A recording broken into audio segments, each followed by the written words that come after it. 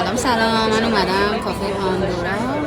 الان نمیدونم چرا این مالا ویدیو واسه تو آپلود کردم، ولی حالا دوست داشتیم ستای دوستامون اومدیم برای مثلا 7 دقیقه ببینم دوست داشته باشین ویدیوهای بیشتری بذارم. حرکات نگاه برو باید بزنم قوشه مطمو خواهشه چطور قوشه رو رنگ آره دیگه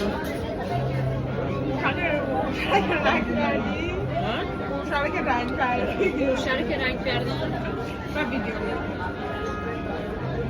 بعد صابون شام کنه قوشه مونه یا قوشه بخوره چقدر خوشبوه ولی بخور خوشمزه خوشبوه هم نخوره.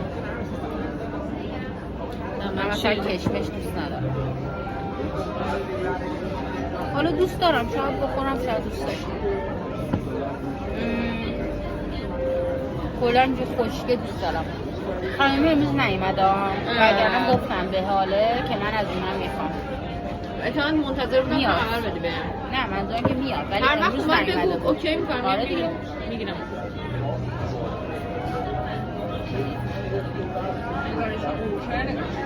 بعدش همون دیروزیا که آورده بودم اینقدرشه گفت 128. کدوم اون بزرگا اینقدرشه خوردیم دیروز؟ آره به این چاقی فرملات قشنگ. نه حالا از اون کوچیکاش کوچولوش اینجوری بدن کلید چیزه بغل قهوه آدم میخوره حال میکنه. میشه خیلی خوشمزه میشه من دوست دارم. آره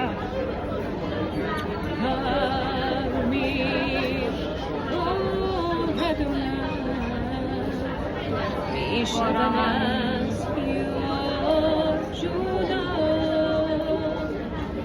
تو کنم دل چنین رو به دل داد جدا.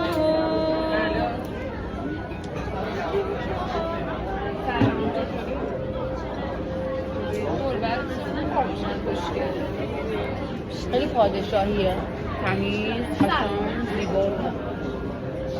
دختره ولی نه پسره.